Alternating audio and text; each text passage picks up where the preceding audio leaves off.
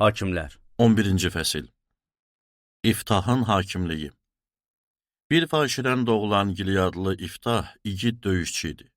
Onun atası Gilead idi.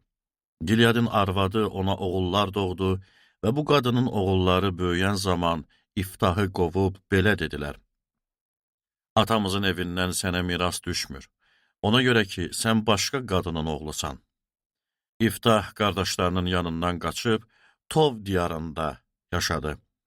İftahın başına macəraçı adamlar yığıldı və onunla birgə basqınçılıq edirdilər.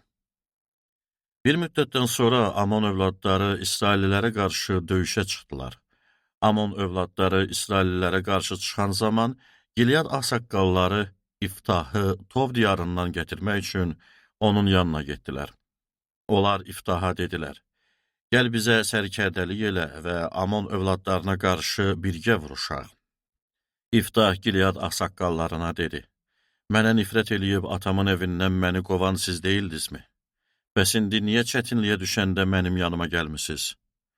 Gilead ağsaqqalları İftaha dedilər: Sənin yanına ona görə gəlmişik ki, indi sən bizlə gedib Ammon övladlarına qarşı döyüşəsən və bizə, bütün Gilead əhalisinə sərkərdə olasan. İftah Gilead ağsaqqallarına dedi: Yaxşı, Amon övladlarına qarşı döyüşmək üçün məni geri aparırsınız. Bəs Rəbb qarşımda onları mənə təslim eləyəndə sizin başçınız mən olacaqmı? Gilead ağsaqqalları İftaha dedilər: Səndən bizim aramızda qoy Rəbb şahid olsun. Biz mütləq sənin sözünə əməl eləyəcəyik. İftah Gilead ağsaqqalları ilə bərabər getdi və xalq da onu özünə başçı, sərkərdə elədi. İftah Mispada Rəbbin önündə bütün şərtlərini təkrar elədi. Bundan sonra Amon padşahının yanına qasidlər göndərib dedi: Bizim aramızda nə olub ki, torpağımda mənlə vuruşmağa gəlmisiniz?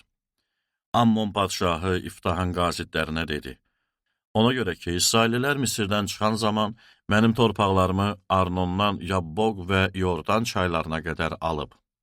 Gəlin onları mənə sülh yolu ilə geri qaytarın.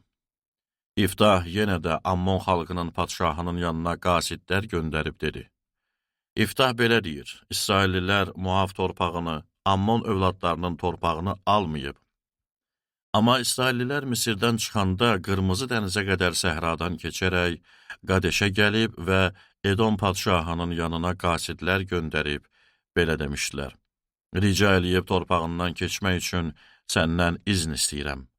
Lakin Edom padşahı onlara qulaq asmadı və sonra İsraillilər Moab padşahının yanına adamlar göndərdi, o da razı olmadı. Ona görə də İsraillilər Qadeşdə qalmışdılar. İsraillilər səhra ilə gedib Edomdan Moab torpaqlarının ətrafından keçərək Moab ölkəsinin şərqinə çatdı və Arnon vadisinin o biri tərəfində düşərgə saldılar. Lakin Moabın sərhədini keçmədilər. Ona görə ki, Arnon Moabın sərhədi idi. Ona görə ki, Arnon Moabın sərhədi idi. İsraillilər Emorluların padşahı Xeşbon padşahı Sixonun yanına qasidlər göndərib demişdi: Rica edirik, öz ölkəmizə çatana qədər sənin torpağından keçmək üçün bizə izin verəsən.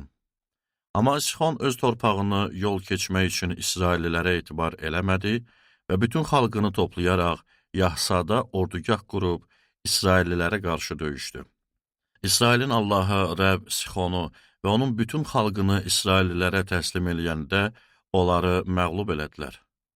Beləliklə, İsraillilər o yerdə yaşayan Emorluların torpağını irs olaraq aldı.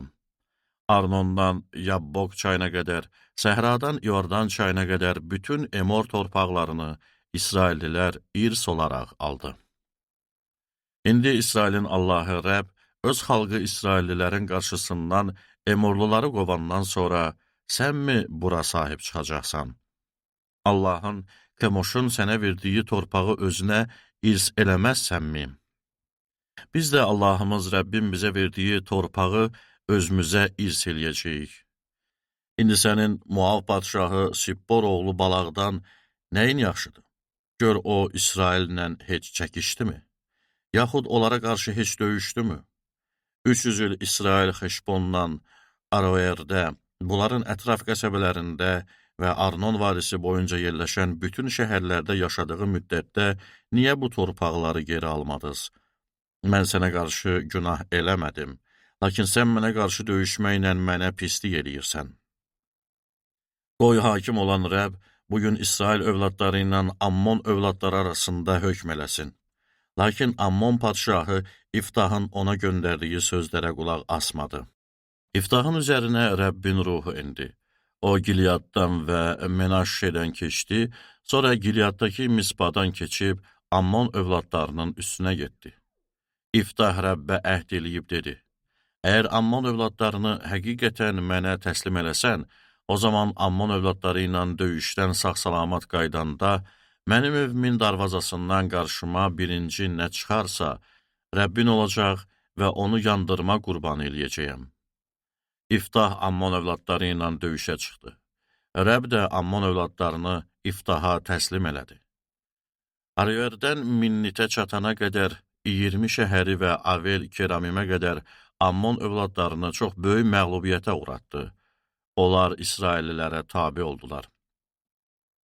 İftah Mispaya öz evinə qayıtdı. Budur, İftahın qızı dəf çalıb oynayaraq onu qarşılamağa çıxdı. Bu, onun yeganə övladı idi. Ondan başqa nə oğlu, nə də qızı vardı. O, qızını görəndə paltarını çırıb dedi, vay qızım, belimi əydin, qəddimə əyənlərdən biri də sən oldun. Mən Rəbbə əhd eləmişəm, artıq sözümdən dönə bilmərəm. Qızı ona dedi, ata, sən Rəbbə əhd eləmişsən, madam ki, Rəbb düşmənlərindən, Ammon övladlarından sənin üçün qisas aldım, söz ağzından necə çıxıbsa, mənə eləcə də elə. Sonra qız atasına dedi, ancaq bu arzumu yerinə yetir.